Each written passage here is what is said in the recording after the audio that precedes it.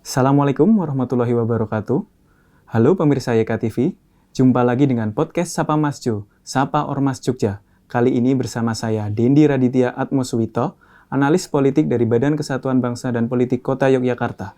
Pada podcast edisi kali ini, kita dibersamai oleh Majelis Luhur Kepercayaan Indonesia yang pada kesempatan kali ini diwakili oleh beliau Bapak Severius W. dan Bapak Harjo Sudaryono. Selamat siang Bapak. Selamat siang. Apa kabar? Baik. Sehat. Oke. Untuk pertama, mari kita tanya-tanya tentang profil MLKI. Mungkin Bapak Severius dulu bisa menjelaskan tentang sejarah dan profil MLKI, Bapak. Oke. Terima kasih. Sekilas mengenai MLKI, yaitu Majelis Kepercayaan Indonesia. Lahirnya itu sebetulnya sejarahnya panjang sebenarnya. Kepercayaan itu sejak bangsa Indonesia ini berada sampai dengan terakhir adalah masa-masa perjuangan, dan organisasi kepercayaan itu juga terus berjalan. Mulai dari SKK, terus HPK, BKOK, dan yang terakhir adalah Majelis Luhur Kepercayaan Indonesia. Gitu. Dan lahirnya kepercayaan, organisasi kepercayaan ini bukan semata-mata hanya sekedar organisasi yang lahir tanpa latar belakang sejarah sebetulnya. Lahirnya ini karena tujuan adalah untuk melestarikan budaya spiritual di Indonesia. Jadi inilah bagian dari anak bangsa yang juga ingin melakukan kegiatan budayanya atau budaya spiritualnya di Indonesia itu untuk ikut membantu pemerintah dalam hal mengembangkan karakter mental bangsa Indonesia. Demikian latar belakang lahirnya MLKI Indonesia. Kalau di Kota Jogja sendiri sudah berapa tahun, Bapak? MLKI itu? Di Jogja sendiri itu sebetulnya lahirnya ditetapkannya atau berdirinya MLKI itu malah justru di Yogyakarta. Oke. Sejak tahun 2014. Kebetulan di Yogyakarta setelah Munas ya, Musyawarah Nasional di Yogyakarta dicetuskanlah organisasi MLKI ini, Kepercayaan Indonesia. Dan waktu itu tempatnya juga di Keraton Yogyakarta. Ya, di Keraton Yogyakarta. Di Pagelaran. Gitu loh, gitu itu. Masanya Wakil Menteri Pendidikan Mendikbud waktu itu Ibu Profesor Dr. Hindu. Oke, demikian. Ya. Berarti sudah sejak 2014 ya? Ya. Artinya sudah 9 tahun? Ya. Mungkin tahun depan sudah satu dasawarsa MLKI? Betul sekali, Mas. Seperti itu. Bisa saya tambahin? Silakan, Pak. Terima kasih. Sifatnya yang menambahi Pak Servas. Pak Servas ini adalah Presidium MLKI Kota Yogyakarta. Di Kota Yogyakarta untuk tingkat Dewan DMV. Jadi istilah di MLKI adalah DMP, itu Dewan Musyawarah Pusat. DMV itu Dewan Musyawarah Wilayah untuk level provinsi, dan untuk kota kabupaten Dewan Musyawarah Daerah. Pak Servasius W ini presidium yang terpilih kedua kalinya melalui Musda MLKI di tahun 2014 dan terakhir di 2019.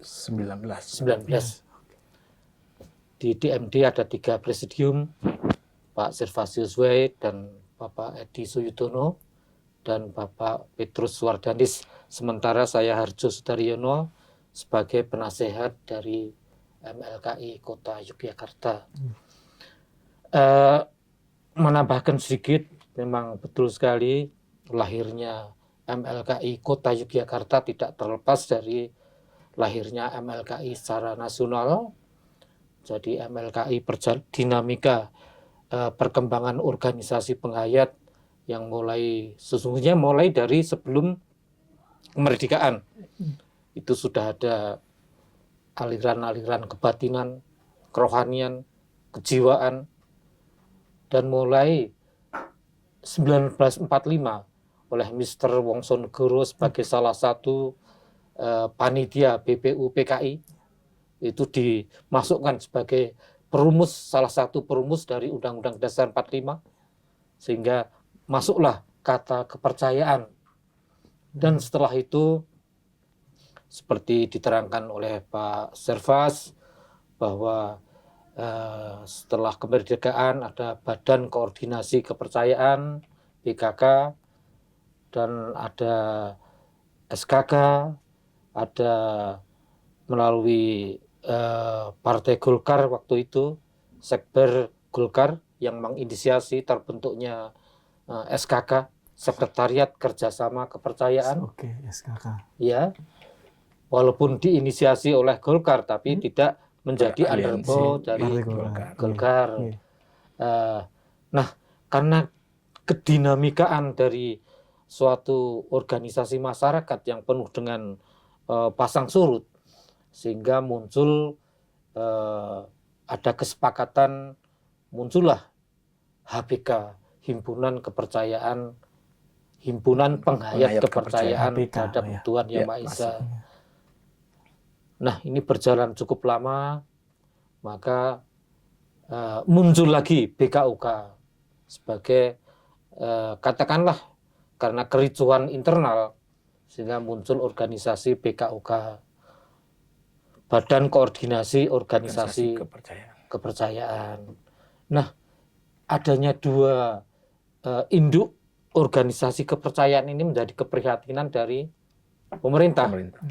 Maka pemerintah waktu itu, waktu di tahun 76 kalau nggak salah, itu mengadakan kongres kepercayaan se-Indonesia di Surabaya. Dan hasil kongres salah satunya itu merekomendasikan terbentuknya wadah tunggal. Karena waktu itu Undang-Undang Ormas masih memungkinkan, ya kan, adanya wadah tunggal, ya, walaupun sekarang tidak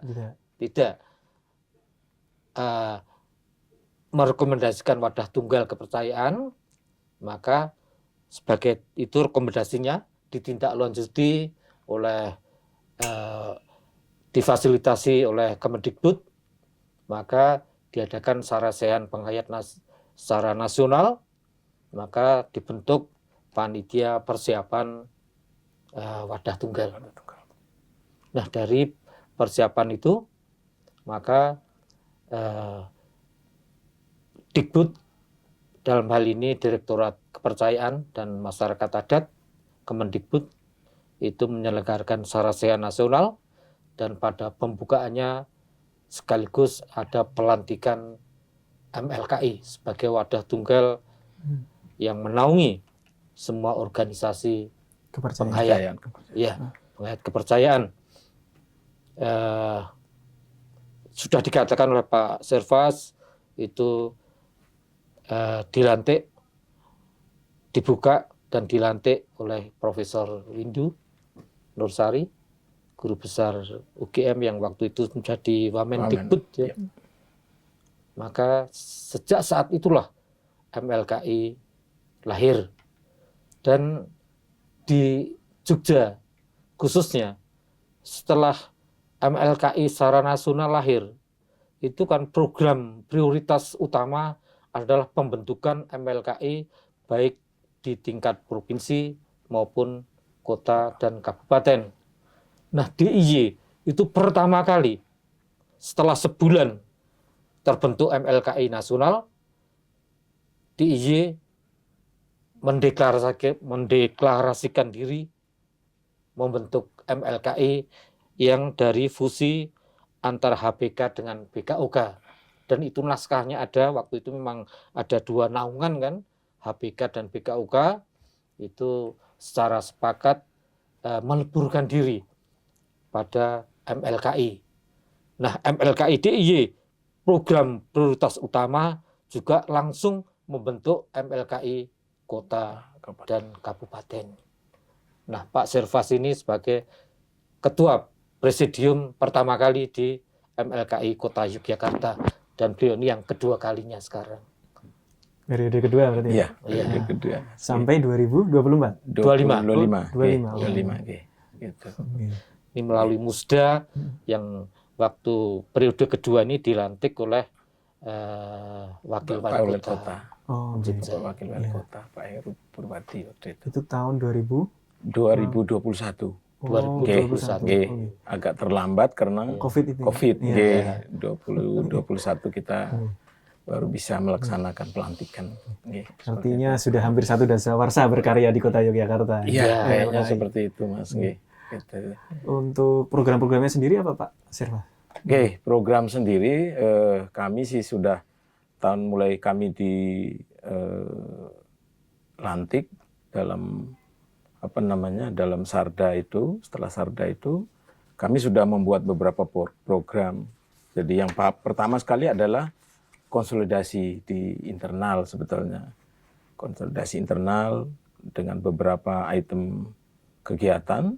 Salah satunya adalah kita melakukan doa bersama dan napak tilas ke makam para leluhur, para raja sebagai cikal bakal leluhur dari budaya Yogyakarta waktu itu. Dan itu kami sudah laksanakan tahun 2022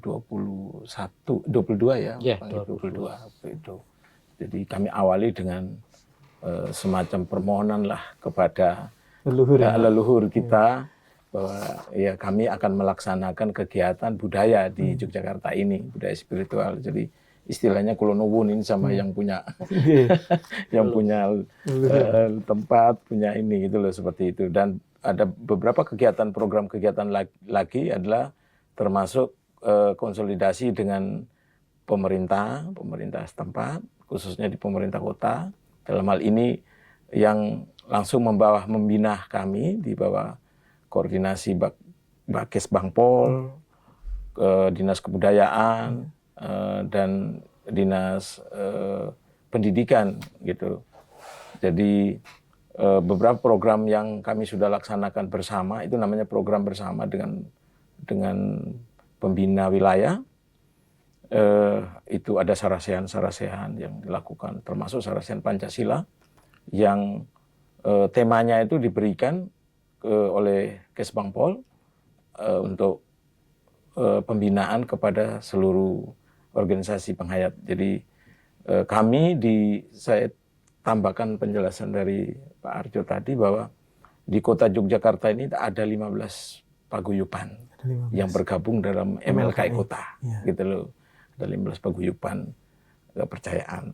Jadi kami sama-sama dengan dari Bakes Bangpol ini berinisiasi untuk mengunjungi. Jadi kegiatan sarasehan itu sama dengan mengunjungi setiap paguyuban, sehingga bisa mengetahui keberadaan dari setiap paguyuban itu, gitu loh. Dan itu kami lakukan mulai sejak kami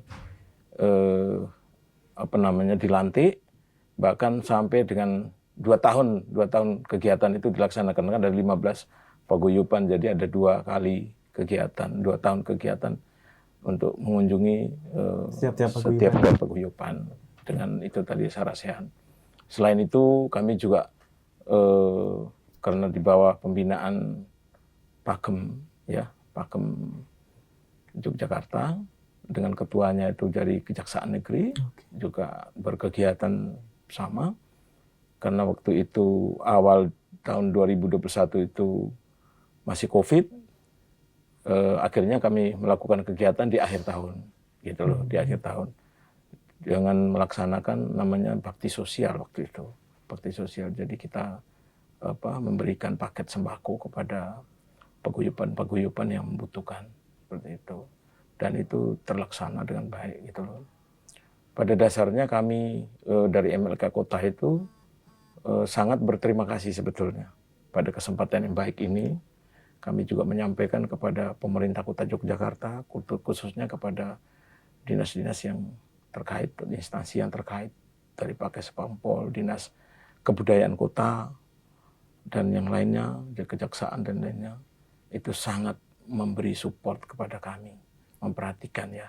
Kami sangat berterima kasih dan kami berharap ya, pembinaan itu tidak berhenti di situ saja, tapi kita terus bekerja sama, bergandengan tangan untuk membangun Kota Yogyakarta ini dari sisi budaya, dari sisi spiritual, gitu loh, budaya spiritual yang kami miliki seperti itu. Kira-kira itu program-program kami yang sudah kami kerjakan.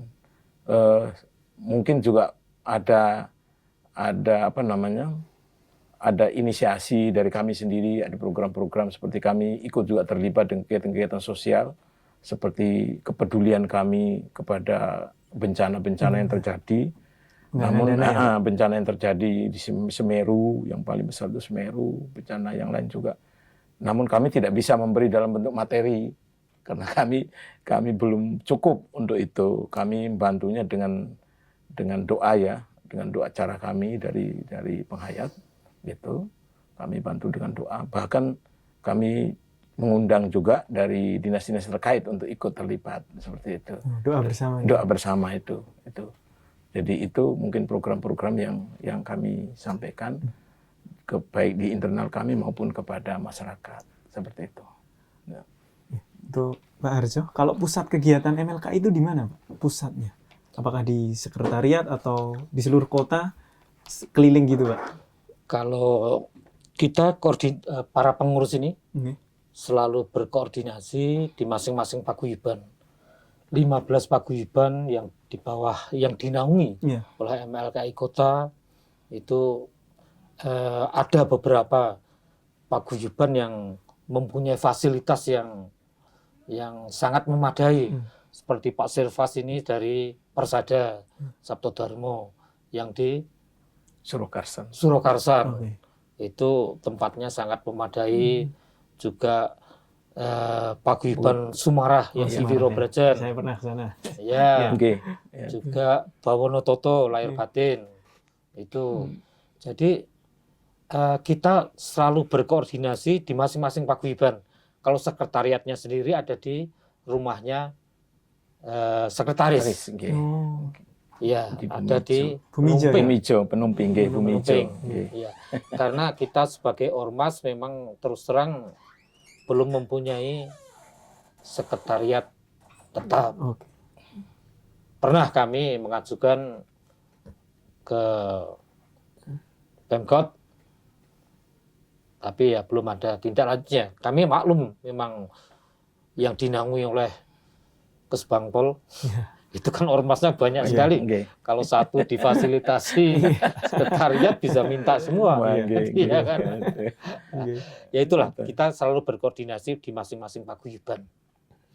Karena MLKI sesuai anggaran dasarnya adalah beranggotakan paguyuban penghayat kepercayaan. Jadi MLKI adalah suatu organisasi yang anggotanya adalah organisasi. Organisasi paguyuban. Nah, inilah satu, sungguhnya ini jadi satu agenda utama di MLKI Nasional Pusat, karena kita belum mengakomodir penghayat perorangan. Berarti kalau seseorang ingin bergabung ke MLKI, dia harus sudah bergabung di organisasi paguyuban penghayat terlebih dahulu ya? Iya. Padahal kita tahu penghayat perorangan itu banyak sekali. Buktinya, umpamanya ada ritual mubeng beteng itu, ribuan. Betul. Itu belum tentu penghayat-penghayat yang masuk di paguyuban. Betul. Nah, ini jadi agenda utama kita akan merangkul penghayat perseorangan. Mungkin tanpa menunggu MLKI pusat pun, kota sudah akan memfasilitasi penghayat perorangan yang bersangkutan tidak tergabung pada paguyuban yang diantepi gitu. Gitu. Artinya ini ya Pak, semakin memperluas cakupan ya. Karena tidak bisa dipungkiri penghayat perorangan itu jumlahnya juga banyak. Banyak. Iya. Iya. Banyak, Mas. Dan ini Apalagi di kota Jogja, iya Iya. di kota pusat Jogja. kebudayaan Jawa. Betul. Gitu. Dan ini sangat terkait sekali dengan mekanisme tata cara pelaksanaan hak sipil Betul. seperti pelayanan pendidikan, KTP dan sebagainya. Karena di dalam regulasinya itu tercantum bahwa harus ada rekomendasi dari paguyuban. Oh. Nah ini jadi kendala. Iya, iya. Nah kalau seseorang tidak masuk di salah satu paguyuban, terus mau katakanlah mau kawin, Susah ya, Pak? susah, Iya, iya. ya kan? Nah, ini kita memang belum. Jadi agenda utama tadi supaya bisa merangkul Seluruh Seluruh penghayat. penghayat, baik perorangan maupun maupun berorganisasi. Iya. paguyuban organisasi. Berarti pernah ada pendataan, Pak, jumlah penghayat di kota Jogja itu sekitar berapa? Kalau pendataan secara valid mungkin karena kita menaungi paguyuban, Iya. itu yang jelas 15 paguyuban. Iya. Dan masing-masing paguyuban sangat variatif anggotanya. Seperti Persada Saptodharma itu banyak sekali. Itu sudah level nasional. Seperti Subud itu sudah internasional. Iya. Oke. Sumaras sudah internasional. Kalau data secara valid by name itu memang sulit. Iya. Kita belum mengarah ke itu. Hanya mengarah pada pembinaan masing-masing paguyuban agar pendataan warganya itu bisa tertib gitu. Iya. Karena untuk pelaksanaan hak sipil juga ya, Pak. Iya. Iya. Pemenuhan mereka Pemenuhan agar hak bisa sipil. bikin KTP, menikah, Iya. sekolah juga, Sekolah, oke. akte kelahiran juga. Oke. Betul. Oke, saya tertarik dengan konsep pembangunan spiritual tadi, Pak. Iya. Karena selama ini bayangan banyak orang tentang pembangunan adalah pembangunan fisik. Iya. Nah, bagaimana sih MLKI menerapkan pembangunan secara spiritual itu, Pak? Iya. Pak Arja mungkin. Karena selama ini yang pembangunan itu kan seringkali fisik, Iya, jembatan, Oke. Iya, bangunan infrastruktur. Tapi Oke. MLKI punya konsep pembangunan spiritual ini. Ini menarik. Oke. Oh, ini jelas sekali. Iya. Memang MLKI program prioritas utama adalah pembentukan karakter, Oke. mental, perilaku. Karena ajaran dari kepercayaan adalah pembentukan perilaku yang bisa diterapkan dalam kesehariannya yang kita namakan sebagai perilaku budi luhur. Budi luhur. Budi luhur. Nah, inilah yang jadi misi utama dari MLKI. Nah, kalau MLKI melalui masing-masing paguyubannya, karena ujung tombak dari penghayat kepercayaan adalah paguyuban memang. Paguyuban yang punya ajarannya, yang punya warganya, yang punya kewenangan untuk pengembangannya, itu memang sangat penekanannya pada perilaku budi luhur. Nah, apabila masing-masing paguyuban dengan warganya terbentuk perilaku budi luhur, maka dengan sendirinya karakter secara keseluruhan akan terbentuk, dan juga dengan sendirinya pembangunan mental karakter itu secara nasional juga akan terbentuk. Dan kita memang mempunyai misi sebagai sosok yang jadi patuladan di masyarakat umum gitu. Oke. Jadi contoh bagi yang lain ya, Pak. Jadi contoh yang lain. Agar yaitu di samping patuladan itu kalau dalam ajaran kepercayaan kan sebagai bentuk dharma kan. Bentuk dharma baktinya kita dalam manembah. Maka dengan sendirinya apabila kita bisa meneladani jadi sosok patuladan pada sesama, maka dengan sendirinya masyarakat akan memandang juga baik gitu. Oke. Nah, kalau konsep budi luhur sendiri itu dirumuskan secara bersama-sama, Pak Servan? Iya, kalau saya mungkin menambahkan sedikit apa yang disampaikan Romo Harjo tadi, bahwa memang tujuan akhir kita sebetulnya ke situ, gitu loh tujuannya. Karena setiap paguyuban ini diajari untuk saling saling menghormati, saling welas asih. Artinya tujuan akhirnya juga menembah tadi, gitu loh. Kalau orang menembah terus tidak ada kasihnya, istilahnya seperti itu, tidak ada hati yang luhur, gak mungkin, gitu loh, bisa mencapai tujuannya, kesempurnaan hidupnya kan gak ada, seperti itu. Jadi kami mungkin dilihat bagian terkecil lah dari negara ini yang bisa memberikan memberikan warna tentang pembentukan karakter untuk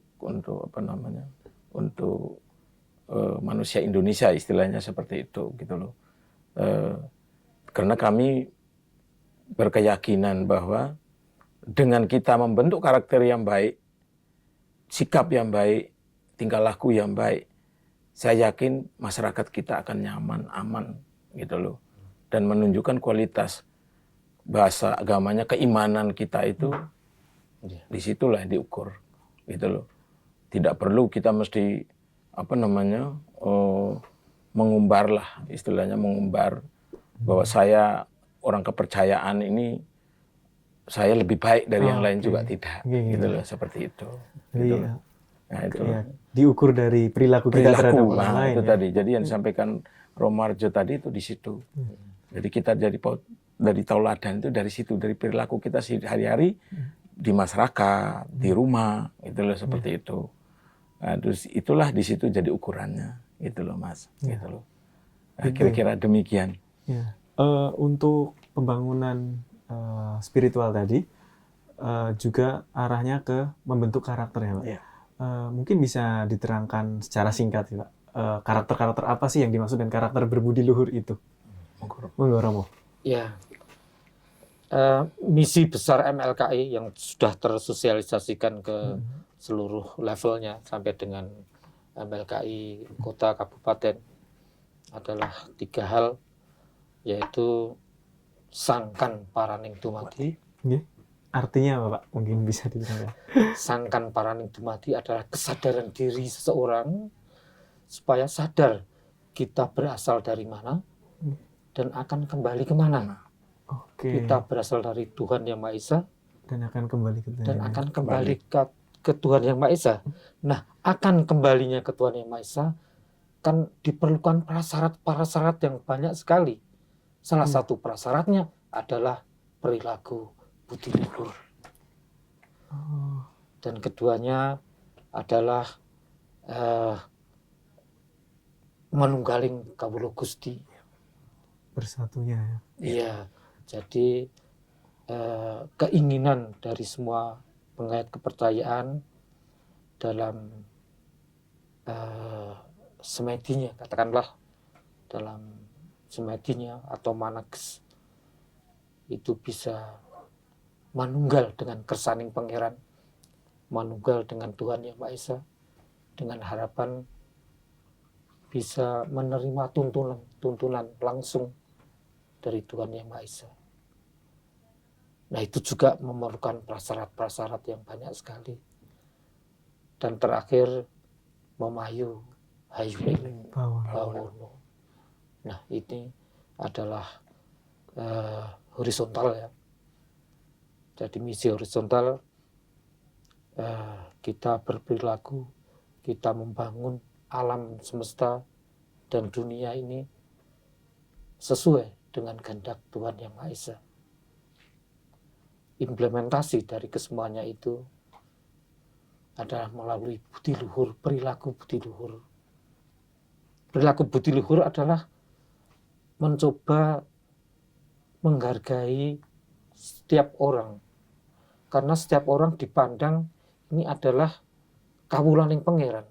Ini adalah milik Tuhan Yang Maha Esa. Sama ya Pak. Iya.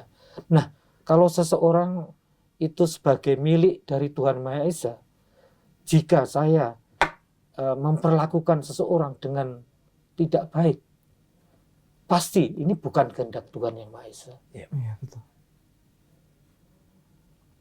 Itulah yang jadi prinsip dari penghayat kepercayaan. Jadi konsepsi budi luhur itu intinya di situ ya Pak. Ya, semuanya milik Tuhan Yang Maha Esa. Karena itu kita Jejering gesang itu ya manusia, ya tanaman, ya hewan, ya semuanya. Ya, alam semesta ini. Alam semesta ini. Nah, kita memperlakukan semuanya itu atas dasar kehendak Tuhan Yang Maha Esa. Kehendak Tuhan Yang Maha Esa yang pakai. Nah, di dalam internal kepercayaan itu masing-masing paguyuban sangat dipelajari. Kehendak Tuhan Maha Esa yang sesungguhnya itu bagaimana. Artinya di teman-teman MLKI selalu ada kesadaran berketuhanan ya, Pak, dalam Mas. setiap perilaku dan muaranya adalah perilaku budi luhur itu. Iya sih. sih. Iya. Menarik sekali. Oke. Dan konsepsi perilaku budi luhur itu yang jadi dasar pembangunan spiritual Iya, yang betul. selama ini MLKI suarakan, Iya, kampanyekan. Iya, betul. Iya. Itu ya. Kalau untuk MLKI sendiri, apakah ada sosialisasi Pak untuk masyarakat luas atau mungkin penghayat-penghayat yang perorangan tadi, Pak Sirman? Atau mungkin Romo Harjo aja. Ya. Oke. Nanti saya tambahkan. Ya, nanti ditambahi oleh Romo Servas. Sosialisasi memang jadi agenda besar kami. Secara realitas, secara faktual, keberadaan MLKI belum sepenuhnya diterima oleh masyarakat. Oke. Bahkan masih terdengar stigma-stigma yang negatif. Contohnya ini aliran sesat, ini musyrik, ini dan sebagainya. Iya. Yang serba negatif. Nah, ini memang PR kami. Dan kita maklum bahwa timbulnya stigma negatif karena kekurang atau ketidaktahuan dari yang bersangkutan terhadap kepercayaan, terhadap penghayat kepercayaan. Nah, karena kekurang atau ketidaktahuan itu, maka kita perlu memberikan penjelasan. Penjelasan ini adalah sosialisasi. Nah, ini dalam bentuk maka kita sangat-sangat matur nuwun, berterima kasih pada pemangku kepentingan yang selama ini telah membimbing kami MLKI, yaitu Kesbangpol, Dinas Kebudayaan, dari Dicapil, Disdukcapil, terus Kejaksaan, tim Pakem itu. Nah, para pemangku kepentingan itu juga mengupayakan sosialisasi pada masyarakat. Contohnya, Disbud melakukan sarasehan dengan mengundang dari eksternal, bukan internal penghayat saja. Terus dari Kesbangpol itu melakukan kunjungan ke paguyuban-paguyuban. Itu juga sosialisasi yang sangat terasa sekali bagi kami, sehingga masyarakat tahu ternyata penghayat itu demikian. Termasuk salah satu bentuk ini, podcast ya Pak. Podcast ini sungguh efektif sekali agar masyarakat tahu bahwa penghayat kepercayaan itu bukan kayak yang distigmakan selama ini. Ini PR besar bagi kami untuk mengikis atau mengurangi stigma-stigma negatif itu. Mungkin Pak Servas menambah. Ada tambahan Bapak? Oke, memang tadi disampaikan oleh Romo Harjo betul sekali memang. Saat ini memang belum sepenuhnya memang kami dikenal, bahkan karena masyarakat kita ini kan saat ini sedang sedang dilanda dengan tanda kutip lah istilahnya, ini ada politik identitas seperti itu ya. Sehingga yang kecil ini semakin, kalau bisa semakin hilang seperti itu. Namun kami bersyukur sekali lagi betul-betul kami bersyukur. Kami di Jogja ini sebetulnya hidupnya nyaman lah kalau mau dibandingkan dengan mungkin di tempat lain ya. Perdanya menjamin, kehidupan beragamanya menjamin, budayanya juga berjalan seperti itu, seperti baik di kalangan masyarakat, sehingga sedikit banyak karena ini juga kota budaya, jadi orang lebih banyak menerimanya daripada menolaknya. Akhir-akhir ini kan kami juga tidak banyak menemukan penolakan terhadap kegiatan-kegiatan ritual yang kami lakukan ya, gitu. Sehingga kami berani betul untuk memasukkan program budaya itu melalui Dinas Kebudayaan gitu loh, seperti itu. Karena kami yakin suasana di dalam pemerintah, suasana dalam kota Yogyakarta ini, khususnya di DIY ini, itu kondusif. Jadi memberi ruang bagi kami untuk melakukan kegiatan-kegiatan itu. Saya perlu sampaikan sedikit bahwa dari 15 paguyuban ini punya tata cara, punya ritual, punya ini berbeda-beda, gitu loh, berbeda-beda. Jadi kembali lagi dasarnya apa kami bisa berkumpul, bisa bertemu, yaitu karena itu tadi ajaran yang sama, ajaran budi luhur, seperti itu. Nanti kalau suatu ketika ingin tahu tentang ajaran-ajaran apa saja yang ini, mungkin pada kesempatan lain silahkan nanti bisa kita hadirkan lah. Gitu setiap paguyuban. Ada 15 paguyuban itu. Dan menarik sebetulnya. Menarik itu. Kita bisa kupas lebih banyak lagi setiap kegiatan atau ajaran dari setiap paguyuban itu apa sebetulnya, maknanya apa. Memang kalau ajaran budaya itu kan penuh dengan simbolik ya. Simbolik. Jadi itu juga perlu diberikan agar generasi muda kita ini jangan segan-segan untuk melanjutkan gitu loh, melanjutkan itu. Kami bersyukur sekali juga sampai hari ini itu banyak sekali akademisi dan anak muda kita sekarang mulai beranjak datang ke paguyuban kami, gitu loh. Mereka ingin tahu sebetulnya apa sih yang dilakukan penghayat itu, gitu loh, seperti itu. Apakah stigma-stigma itu masih terjadi seperti yang mereka terima di luar sana? Dan ternyata akhirnya banyak yang menyatakan diri, Pak, kalau seandainya kami ambil untuk tesis, kami ambil untuk skripsi kami, boleh nggak seperti itu? Karena menarik yang kami lihat di setiap paguyuban atau setiap kegiatan di MLKI ini gitu loh. Dan itu sampai hari ini banyak, Mas.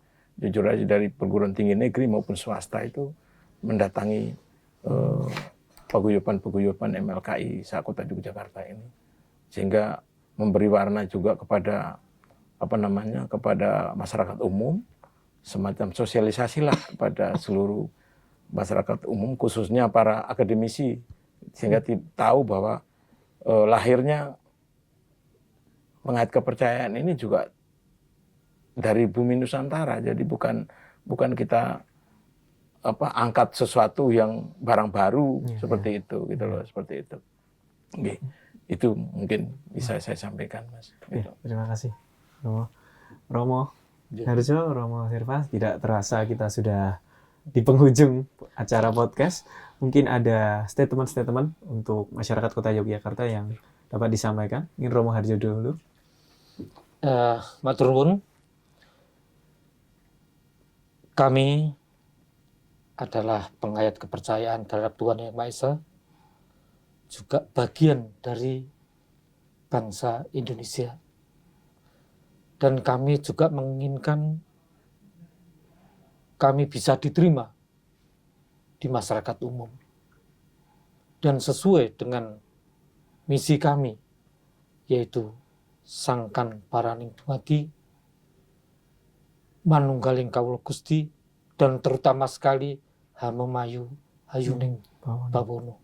Itu adalah misi dari MLKI, baik nasional sampai dengan tingkat terbawah, dan akan diimplementasikan untuk kesejahteraan masyarakat Indonesia. Monggo. Oke. Mungkin dari saya sebagai statement akhir ini, sekali lagi saya dengan hati yang tulus ini menyampaikan kepada Pak Kesbangpol yang memfasilitasi acara ini